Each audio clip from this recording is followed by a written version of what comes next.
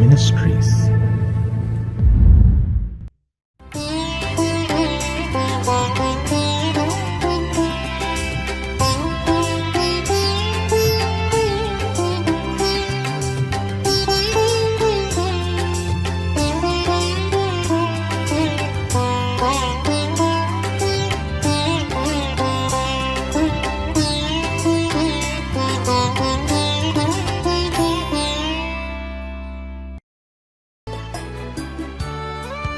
மேலும் நீங்கள் எல்லாவற்றிலும் எப்பொழுதும் சம்பூரணம் உடையவர்களாயும் சகலவித நற்கிரியைகளிலும் பெருகிறவர்களாய் இருக்கும்படியாக தேவன் உங்களிடத்தில் சகலவித கிருபையையும் பெருக செய்ய வல்லவராயிருக்கிறார். 2 கொரிந்தியர் 9:8.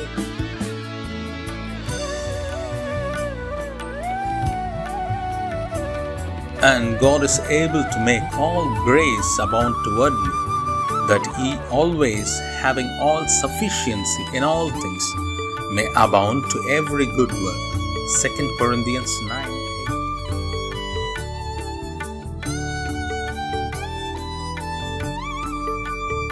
கர்த்தருடைய பரிசுத்த நாமம் மகிமைப்படுவதாக. மகிழ்ச்சிகரமான கடைசி மாதத்தில் God Goes East Ministry சார்பாக உங்களை சந்திப்பதில் பெரும் மகிழ்ச்சி அடைகிறேன். இந்த ஆண்டு முழுவதும் தேவனாகிய கர்த்தர் நம்மையும் நம் குடும்பத்தையும் கிருபையால் தாங்கி நடத்தியிருக்கிறார். நம்முடைய போக்கிலும் வரத்திலும் நம்முடைய பிரயாணங்களிலும் கர்த்தர் நமக்கு துணையாயிருந்தது மாத்திரமல்ல, நம்முடைய பலவீனங்களிலே தம்முடைய வார்த்தையை அனுப்பி பலப்படுத்தியிருக்கிறார். நாம் அநேக நேரங்களிலே சோர்ந்து போய் இருந்த போதும் கர்த்தர் தம்முடைய வார்த்தையினாலே நம்மை தேற்றினார், நம்மை பலப்படுத்தினார். தேவனாகிய கர்த்தர் நம்மோடு கூட இருக்கிறார் என்பதை இதன் மூலம் அநேக நேரங்களிலே நம்மை உணர வைத்திருக்கிறார். விசேஷமாக இந்த கடைசி மாதத்திலே தேவனாகிய கர்த்தர் நிறைவான ஆசீர்வாதங்களால் நிரப்பி நம்மை ஆசீர்வதிப்பார் என்று நம்புகிறேன். கர்த்தருடைய வார்த்தையை கேளுங்கள், நம்புங்கள். கர்த்தருடைய வார்த்தை உங்கள் நடுவிலே பெரிய காரியங்களை செய்யும். தேவனிடத்திலிருந்து ஆசீர்வாதங்களை காத்திருந்து பெற்றுக்கொள்வோம். தேவனாகிய கர்த்தர் நிச்சயம் உங்களையும் உங்கள் குடும்பங்களையும் ஆசீர்வதிப்பாராக. ஆமேன்.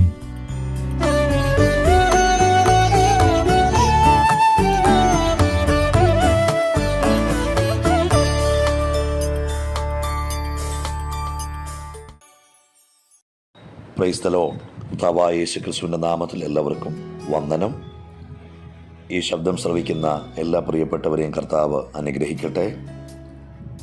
ഗോഡ്സ് ഹോസ് ഈസ് മിനിസ്ട്രിയുടെ ഡയറക്ടറായിരിക്കുന്ന ദേവദാസൻ തോമസ് അവറുകൾ, മറ്റ് ശ്രേഷ്ഠന്മാരായ കർത്തൃദാസന്മാർ, എല്ലാവർക്കും വന്ദനം. അപ്പോസ്തലനായ പൗലോസ് കൊരിന്ത്യർക്ക് എഴുതിയ 2-ാം ലേഖനം, അതിൻ്റെ 12-ാം അധ്യായം 8, 9, 10 വാക്യങ്ങൾ നമുക്ക് ചില മിനിറ്റുകൾ ധ്യാനിക്കാം. 12-ാം അധ്യായം 8-ാം വാക്യം തുടങ്ങുന്നത് ഇങ്ങനെയാണ്: അത് എന്നെ വിട്ട് നീങ്ങേണ്ടതിന് ഞാൻ 3 വട്ടം കർത്താവിനോട് അപേക്ഷിച്ചു. അവൻ എന്നോട്, എൻ്റെ കൃപ നിനക്ക് മതി, എൻ്റെ ശക്തി ബലഹീനതയിൽ തികഞ്ഞു വരുന്നു എന്ന് പറഞ്ഞു. ആകയാൽ ക്രിസ്തുവിൻ്റെ ശക്തി എൻ്റെ മേൽ ആവസിക്കേണ്ടതിന് ഞാൻ അതിസന്തോഷത്തോടെ എൻ്റെ ബലഹീനതകളിൽ പ്രശംസിക്കും. 10-ാമത്തെ വാക്യം: അതുകൊണ്ട് ഞാൻ ക്രിസ്തുവിന് വേണ്ടി ബലഹീനത, കയ്യേറ്റം, ബുദ്ധിമുട്ട്, ഉപദ്രവം, ഞെരുക്കം എന്നിവ സഹിപ്പാൻ ഇഷ്ടപ്പെടുന്നു. ഞാൻ ബലഹീനനായിരിക്കുമ്പോൾ തന്നെ ശക്തനാകും. പൗലോസ് വ്യക്തതയോടുകൂടി 10-ാം വാക്യത്തിൻ്റെ അവസാനം പറഞ്ഞിരിക്കുന്ന കാര്യങ്ങൾ, ഒരു പ്രാർത്ഥനയുടെ മറുപടി പൗലോസിന് ലഭ്യമായതുകൊണ്ട് ആ മറുപടി നിമിത്തം അദ്ദേഹം സഹിക്കുവാൻ തയ്യാറായ ചില കാര്യങ്ങളെക്കുറിച്ച് നമ്മൾ കേട്ടു.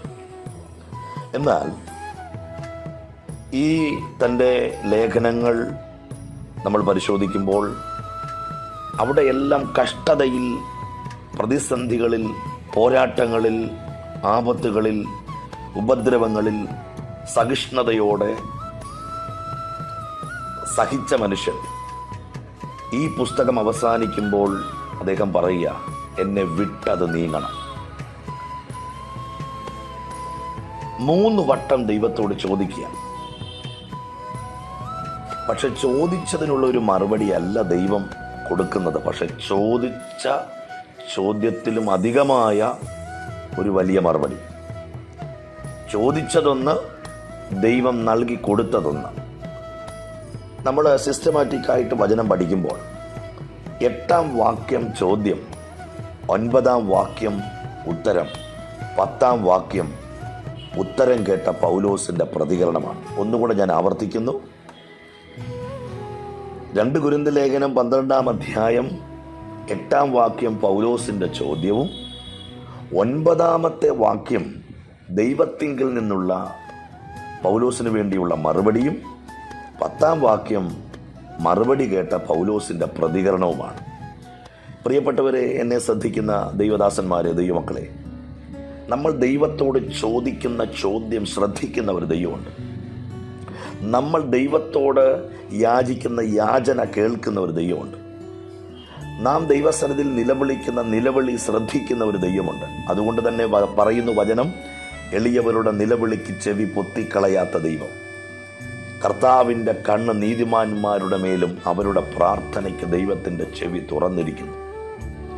അപ്പോൾ നമ്മെ അറിയുന്ന, നമ്മെ കാണുന്ന, നമ്മുടെ അവസ്ഥകൾ വ്യക്തമായി നന്നായി അറിയുന്ന ഒരു ദൈവം നമുക്കുണ്ട് എന്നുള്ള ഉത്തമമായ ഉറപ്പും ബോധ്യവും ആ ഒരു ദൃഢമായ ധൈര്യവും നമുക്കുണ്ടാവണം.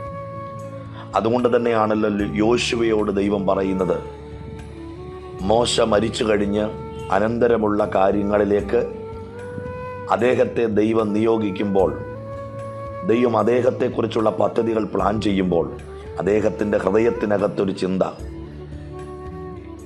എനിക്ക് മുമ്പിൽ ലീഡറായിട്ട് നിന്ന മോശയെ എറിയാൻ കല്ലെടുത്തവർ, മോശയ്ക്കെതിരെ വിരൽ ചൂണ്ടിയവർ, മോശയ്ക്കെതിരെ ആക്രോശിച്ചവർ, പിറുപിറുത്തവർ, ഈ ഒരു ജനതയെ മുൻപോട്ട് നയിക്കാൻ എനിക്ക് എങ്ങനെ കഴിയും?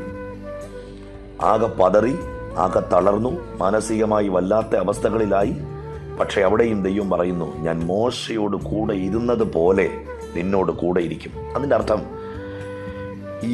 യോശുവയെ ദൈവം വ്യക്തമായി അറിഞ്ഞു. അവൻ്റെ മനോഭാവം, അവൻ്റെ അവസ്ഥകൾ, അവൻ്റെ ബലഹീനത, അവൻ്റെ സാഹചര്യങ്ങൾ എല്ലാം വളരെ വ്യക്തമായി അറിഞ്ഞിട്ടാണ് ദൈവം അവനൊരു മറുപടി കൊടുക്കുന്നത്.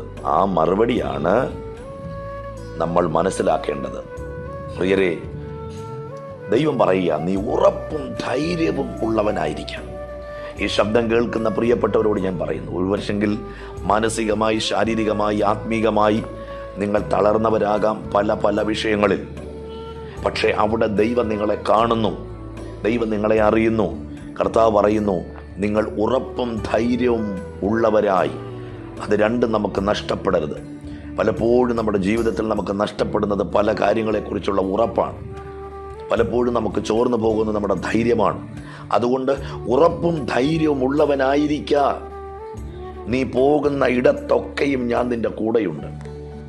ദൈവം കൊടുക്കുന്ന ശക്തമായ വാഗ്ദത്തം, ആ വാക്കിൻ്റെ ഘനം, അതിൻ്റെ ശക്തിയുടെ മികവ്, അതിൻ്റെ ശ്രേഷ്ഠത യോശുവ തിരിച്ചറിഞ്ഞ് അതിനനുസൃതമായി അവൻ സഞ്ചരിച്ചു. ചിലതിനെയൊക്കെ അവൻ അവകാശമാക്കി. നമുക്കറിയാം ആ ചരിത്രം. ഞാൻ പറയുന്നതിൻ്റെ സാരം, നാം ചോദിക്കുന്ന ചോദ്യത്തിന് മറുപടി തരുന്ന ഒരു ദൈവം സ്വർഗത്തിലുണ്ട്. മനുഷ്യനൊരു പക്ഷേ ശ്രദ്ധിച്ചെന്ന് വരികയില്ല, മനുഷ്യനൊരു പക്ഷേ കണ്ടെന്ന് വരികയില്ല, മനുഷ്യനൊരു പക്ഷേ അറിഞ്ഞെന്ന് വരികയില്ല. പക്ഷെ വ്യക്തമായി കാണുന്ന ഒരു സർവശക്തനായ ദൈവം സ്വർഗത്തിലുണ്ട്. മുകളിൽ ആകാശത്തെയും താഴെ ഭൂമിയെയും സമുദ്രത്തെയും അതിലുള്ളതിനെയും ഒക്കെ നിർമ്മിച്ച്, ഭൂലോകത്തെയും ഭൂമണ്ഡലത്തെയും ഒക്കെ സകല കാര്യങ്ങളിലും സൃഷ്ടിച്ച് ദൈവം, ആ കർത്താവ് നമ്മെ അറിയാതിരിക്കുമോ? അത് നമ്മൾ ചിന്തിക്കേണ്ടിയിരിക്കുന്നു. അതുകൊണ്ട് പൗലോസ് ചോദിച്ച ചോദ്യം 3 വട്ടം ചോദിച്ചു. 3 വട്ടം ദൈവത്തോട് ചോദിക്കുന്നു. നമുക്കറിയാം, അപ്പോസ്തല പ്രവൃത്തി 9-ാം അധ്യായത്തിനകത്ത് ദമസ്കോസിൻ്റെ പടിവാതിൽക്കൽ സൂര്യനെ വെല്ലുന്ന ഒരു പ്രകാശം നട്ടുച്ച നേരത്ത് അവിടെ വരുന്നു. അവൻ തറയിൽ വീഴുന്നു. അവൻ അന്ധനാകുന്നു. കുറച്ചുപേര് പിടിച്ചുകൂട്ടിച്ച് യൂദയുടെ വീട്ടിൽ, നിർവീഥി എന്ന തെരുവിൽ ഒരു വീട്ടിൽ കൊണ്ടിരുത്തുന്നു. അവിടെ അദ്ദേഹം പ്രാർത്ഥിക്കുന്നു. അന്ന് മുതൽ പ്രാർത്ഥിച്ച് ദൈവത്തോട് കാര്യങ്ങൾ ചോദിച്ചു തുടങ്ങിയ ഒരു മനുഷ്യനാണ്. നമുക്കറിയാം, അനന്യാസിൻ്റെ വരവോടുകൂടി അദ്ദേഹത്തിൻ്റെ കണ്ണു തുറക്കുന്നു, ദൈവത്തിൻ്റെ നിയോഗം അറിയിക്കുന്നു. അന്ന് മുതൽ കർത്താവിന് വേണ്ടി കഷ്ടങ്ങളും വേദനകളും അനുഭവിക്കുവാൻ ഇറങ്ങിത്തിരിച്ചൊരു മനുഷ്യൻ. ആ മനുഷ്യൻ പലതും പറഞ്ഞ് നമുക്കറിയാം. കഷ്ടത സഹിക്കണം, കഷ്ടം അനുഭവിക്കാൻ വരം തന്നിരിക്കുന്നു, കഷ്ടങ്ങളെ നിങ്ങൾ വിചാരിച്ചാൽ കഷ്ടങ്ങൾ സാരമില്ല, പരീക്ഷ സഹിക്കുന്ന മനുഷ്യൻ ഭാഗ്യവാൻ, ദൈവം നിങ്ങൾക്ക് കഴിയുന്നതിന് മീതെ ഒരു പരീക്ഷ നിങ്ങൾക്ക് തരികയില്ല, അഥവാ പരീക്ഷ നിങ്ങൾക്കുണ്ടെങ്കിൽ അതോടുകൂടെ പോക്കുവഴിയും ഉണ്ടാക്കും. താൻ തന്നെ പരീക്ഷിതനായി കഷ്ടം അനുഭവിച്ചിരിക്കിയാൽ പരീക്ഷിക്കപ്പെടുന്നവരെ സഹായിപ്പാൻ അവൻ പ്രാപ്തനാണെന്നും പലയിടങ്ങളിൽ പറഞ്ഞ മനുഷ്യൻ ഇവിടെ ചോദിക്കുന്നു. 3 വട്ടം ദൈവത്തോട് ചോദിക്കുന്നു. പക്ഷേ ആ ചോദിച്ചതിനൊരു മറുപടിയല്ല ദൈവം കൊടുത്തത്. അതിലും ഉപരിയായ ഒരു മറുപടി, ദൈവത്തിൻ്റെ കൃപ. ഈ ദിവസങ്ങളിൽ ചില ചോദ്യങ്ങൾ നമ്മൾ ദൈവത്തോട് ചോദിക്കുന്നവരാവാം. പക്ഷേ ഒരുപക്ഷെ ചോദ്യത്തിനുള്ള മറുപടിയല്ല നമുക്ക് ലഭ്യമാകുന്നത്. ആ ചോദിച്ച ചോദ്യത്തിൻ്റെ തീവ്രതയനുസരിച്ച് അതിനെ ഫേസ് ചെയ്യാൻ, അതിനെ മറികടക്കാൻ കഴിയുന്ന ഒരു ആത്മശക്തി, ഒരു ദൈവകൃപ ദൈവം നമ്മുടെ മേൽ തരും. നമുക്ക് ചിലതിനെ ജയിക്കാൻ കഴിയും, നമുക്ക് ചിലതിനെ മറികടക്കാൻ കഴിയും. അതുകൊണ്ട് പ്രിയരെ, ചിലപ്പോൾ ചില വിഷയങ്ങൾക്ക് മറുപടി നാം ചോദിക്കുന്നതല്ല നമുക്ക് ലഭ്യമാകുന്നത്. ചിലപ്പോൾ ചോദിച്ചതിന് മറുപടി നമുക്ക് ലഭ്യമാകും. എന്നാൽ എല്ലാം ദൈവത്തിൻ്റെ പദ്ധതി പ്രകാരമേ കാര്യങ്ങൾ നടക്കുകയുള്ളൂ. ഒരു പക്ഷെങ്കിൽ പൗലോസ് 3 വട്ടം ചോദിച്ച ചോദ്യത്തിന് ദൈവം മറുപടി കൊടുത്തിരുന്നെങ്കിൽ അവസാനം പൗലോസ് പറയില്ലായിരുന്നു, ഞാൻ നല്ല പോർ പൊരുതി, ഓട്ടം തികച്ചു, വിശ്വാസം കാത്തു, നീതിയുടെ കിരീടം എനിക്കായി വച്ചിരിക്കുന്നു. പ്രിയപ്പെട്ടവരെ, ചിലതൊക്കെ നമ്മളിൽ നിന്ന് മാറാതിരിക്കുന്നത് നമ്മൾ നിത്യതയിൽ എത്തണമെന്ന ദൈവത്തിന് ഉത്തമമായ ബോധ്യമുണ്ട്. ചിലതൊക്കെ മാറാതിരിക്കുന്നത് നാം നിത്യതയിൽ കാണണമെന്ന് ദൈവം ആഗ്രഹിക്കുന്നു. ഞാനിങ്ങനെ ചിന്തിക്കുന്നു, പൗലോസിനോട് ദൈവം പറഞ്ഞു കാണും, പൗലോസേ, താങ്കളുടെ ദർശനത്തേക്കാൾ, വെളിപ്പാടിനേക്കാൾ, പ്രസംഗത്തേക്കാൾ, നിങ്ങളുടെ ആ വലിയ ആത്മശക്തിയേക്കാൾ നിങ്ങൾ നിത്യതയിൽ എത്തണമെന്നാണ് എൻ്റെ ആഗ്രഹം. ബാക്കിയുള്ളതെല്ലാം പുറകെ നിൽക്കട്ടെ. പക്ഷേ ആത്യന്തികമായ ലക്ഷ്യം നിങ്ങൾ നിത്യതയിൽ എത്തണമെന്നുള്ളത്. അതുകൊണ്ട് ചിലതൊക്കെ മാറാതിരിക്കുന്നെങ്കിൽ ഓർത്തുകൊള്ളുക, ദൈവത്തിനൊരു ഉദ്ദേശമുണ്ട്. എന്നാൽ അത് മാറുന്നില്ല എങ്കിൽ അതിനെ മറികടക്കാൻ ആവശ്യമായ ദൈവത്തിൻ്റെ കൃപ ദൈവം നമുക്ക് നൽകിത്തരും. പ്രിയരെ, 8-ാം വാക്യം ചോദ്യം, 9-ാം വാക്യം പറയുന്നു, എൻ്റെ കൃപ നിനക്ക് മതി, എൻ്റെ ശക്തി ബലഹീനതയിൽ തികഞ്ഞു വരുന്നു. ബലഹീന സാഹചര്യങ്ങളിൽ ദൈവത്തോട് ചോദിക്കുന്ന ചോദ്യങ്ങൾക്ക് കൃപ തന്ന് നമ്മെ അവിടെ നിലനിർത്തുവാൻ കരുത്തനായ ഒരു ദൈവം, തകർന്നു പോകാതെ, താളടിയാകാതെ, വീണു പോകാതെ നമ്മെ ജയത്തോടെ നിർത്തുന്ന ദൈവത്തിന് സ്തോത്രം പറഞ്ഞുകൊണ്ട് ഓരോ ദിവസവും മുൻപോട്ട് പോകുവാൻ ദൈവം നമ്മളെ സഹായിക്കട്ടെ. 10-ാം വാക്യം നിങ്ങൾ ശ്രദ്ധിച്ച്, ദൈവത്തിങ്കിൽ നിന്നും മറുപടി കേട്ട പൗലോസിൻ്റെ പ്രതികരണം. പലർക്കും ഇങ്ങനെയില്ല. ചോദ്യം ദൈവത്തോട് ചോദിക്കും, ആൻസർ കിട്ടും, പിന്നെ ദൈവത്തോടൊരു പ്രതികരണമില്ലാതെ പോകുന്ന ആൾക്കാരെ നമുക്കറിയാം. എന്നാൽ ഈ ദിവസങ്ങളിൽ പൗലോസിനെ പോലെ പ്രാർത്ഥനയ്ക്ക് മറുപടി കിട്ടുമ്പോൾ, ദൈവാനുഗ്രഹം പ്രാപിക്കുമ്പോൾ ദൈവത്തിൻ്റെ മുമ്പിൽ നല്ല നിലയിൽ പ്രതികരിക്കാൻ നമുക്ക് കഴിയണം. അദ്ദേഹം പറയുക, ദൈവം കൊടുത്ത മറുപടി കേട്ട പൗലോസിൻ്റെ പ്രതികരണം, അതുകൊണ്ട് ഞാൻ ക്രിസ്തുവിൻ്റെ ശക്തി എൻ്റെ മേൽ ആവസിക്കേണ്ടതിന് ഞാൻ അതിസന്തോഷത്തോടെ എൻ്റെ ബലഹീനതകളിൽ പ്രശംസിക്കും. പ്രിയരെ, ദൈവശക്തി നമ്മളിൽ നിലനിൽക്കണമെങ്കിൽ നമ്മൾ ബലഹീനതയിൽ പ്രശംസിക്കുന്നവരാകണം. ദൈവാത്മാവിൻ്റെ സ്വാധീനം നമ്മളിൽ നിലനിൽക്കണമെങ്കിൽ നമ്മുടെ ബലഹീന സാഹചര്യങ്ങളിൽ നമ്മൾ കരുത്തോടെ, ഉറപ്പും ധൈര്യത്തോടെ നിൽക്കുന്നവരാകണം. അടുത്ത അദ്ദേഹം പറയുക, അതുകൊണ്ട് ഞാൻ, ഏതുകൊണ്ട്? എൻ്റെ ബലഹീനതയിൽ ആത്മശക്തി ഇറങ്ങി വരുന്നത് കൊണ്ട്. ബലഹീനതയും കയ്യേറ്റവും ബുദ്ധിമുട്ടും ഉപദ്രവവും ഞെരുക്കവും ഞാൻ സഹിപ്പാൻ ഇഷ്ടപ്പെടുന്നു. കാരണം ഞാൻ ബലഹീനനാകുമ്പോഴാണ് ഏറ്റവും കൂടുതൽ ശക്തി ഉള്ള ഒരു വ്യക്തിയായി മാറുന്നത്. അതുകൊണ്ട് ഈ ദിവസങ്ങളിൽ പ്രിയപ്പെട്ടവരെ, ബലഹീനതയിൽ ശക്തി തരുന്ന ഒരു ദൈവം നമുക്കുണ്ട്. ആ ദൈവത്തിലുള്ള ഉറപ്പും ധൈര്യവുമായി നമുക്ക് മുമ്പോട്ട് സഞ്ചരിക്കാം. നമ്മുടെ ശുശ്രൂഷകൾ, നമ്മുടെ കുടുംബം എല്ലാം ദൈവത്താൽ അനുഗ്രഹിക്കപ്പെടട്ടെ. പ്രത്യേകിച്ച് എൻ്റെ ഈ ശബ്ദം ശ്രവിക്കുന്ന എല്ലാ ദൈവദാസന്മാരെയും കർത്താവ് ധാരാളമായി അനുഗ്രഹിക്കട്ടെ എന്ന് പ്രാർത്ഥിക്കുന്നു. കർത്താവ് അനുഗ്രഹിക്കട്ടെ. നമുക്ക് പ്രാർത്ഥിക്കാം. സ്വർഗസ്ഥനായ ഞങ്ങളുടെ പ്രിയ പിതാവേ, ഞങ്ങൾ കേട്ട ദൈവവചന ചിന്തകൾ ഞങ്ങളുടെ ജീവിതത്തിന് അനുഗ്രഹത്തിനും ആശ്വാസത്തിനും കാരണമാകട്ടെ. എല്ലാ ദൈവദാസന്മാരെയും അവരുടെ ശുശ്രൂഷകളെ ദൈവം അനുഗ്രഹിക്കണം. പ്രത്യേകിച്ച് ഗോഡ്സ് ഹോസീസ് മിനിസ്ട്രിയുടെ ഡയറക്ടർ ആയിരിക്കുന്ന തോമസ് സാറിനായി പ്രാർത്ഥിക്കുന്നു. മറ്റ് സഹഭടന്മാരെ ഞങ്ങൾ ഓർക്കുന്നു. കർത്താവ് അനുഗ്രഹിക്കണം. ശുശ്രൂഷയുടെ അതിരുകളെ വിശാലമാക്കി ആത്മശക്തിയുടെ അളവറ്റ വലിപ്പം ഓരോ മക്കളുടെ മേലും ദൈവം വെളിപ്പെടുത്തണം. എല്ലാ മഹത്വം അങ്ങേക്ക് യേശു ക്രിസ്തുവിൻ നാമത്തിൽ തന്നെ പിതാവേ. ആമേൻ, ആമേൻ, ആമേൻ.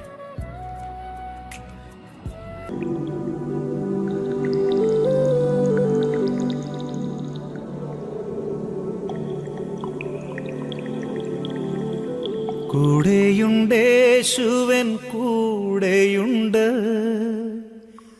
കൂട്ടിനവൻ എന്നും കൂടെയുണ്ട്.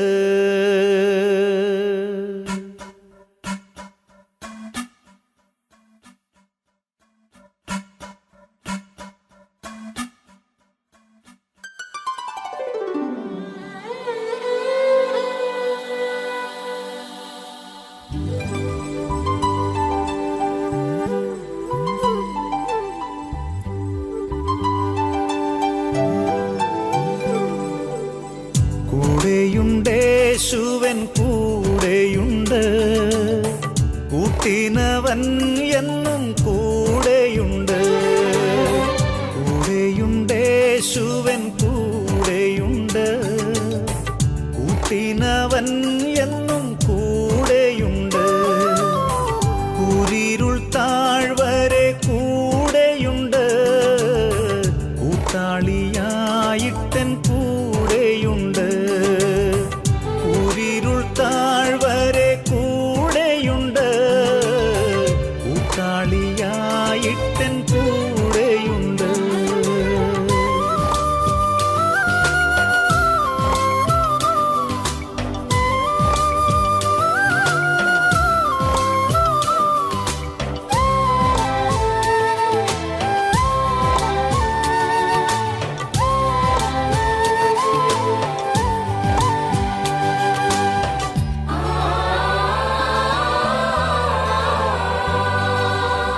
ഭയപ്പെടേണ്ട ഞാൻ കൂടെയുണ്ട്, എന്നുര ചെയ്തവൻ കൂടെയുണ്ട്. ഭയപ്പെടേണ്ട ഞാൻ കൂടെയുണ്ട്, എന്നുര ചെയ്തവൻ കൂടെയുണ്ട്. പേടിക്കയില്ല ഞാൻ മരണത്തെയും, മരണത്തെ ജയിച്ചവൻ കൂടെയുണ്ട്. പേടിക്കയില്ല ഞാൻ മരണത്തെയും, മരണത്തെ ജയിച്ചവൻ കൂടെയുണ്ട്.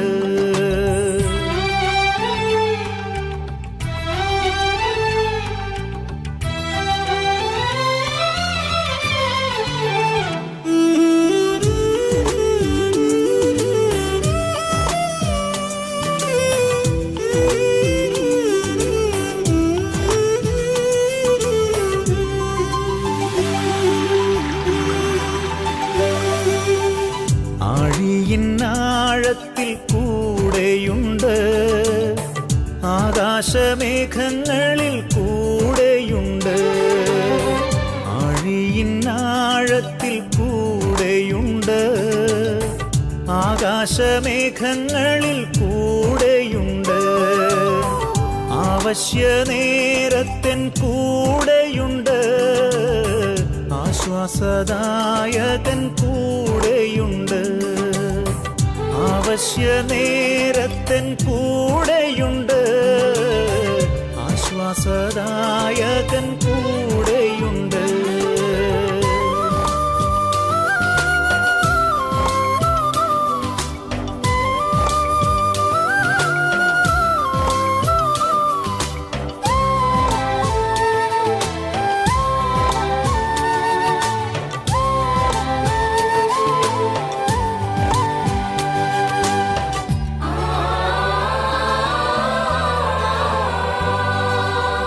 വെള്ളത്തിൽ കൂടി ഞാൻ കടന്നിടിലും, വെള്ളമെൻ മീതെ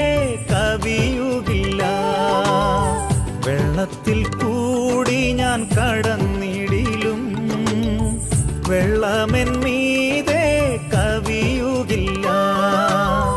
വെന്തു പോകില്ല ഞാൻ തീയിൽ നടന്നാൽ, എൻ താതൻ എന്നോടു കൂടെയുണ്ട്. വെന്തു പോകില്ല ഞാൻ തീയിൽ നടന്നാൽ, എൻ താതൻ എന്നോടു കൂടെയുണ്ട്.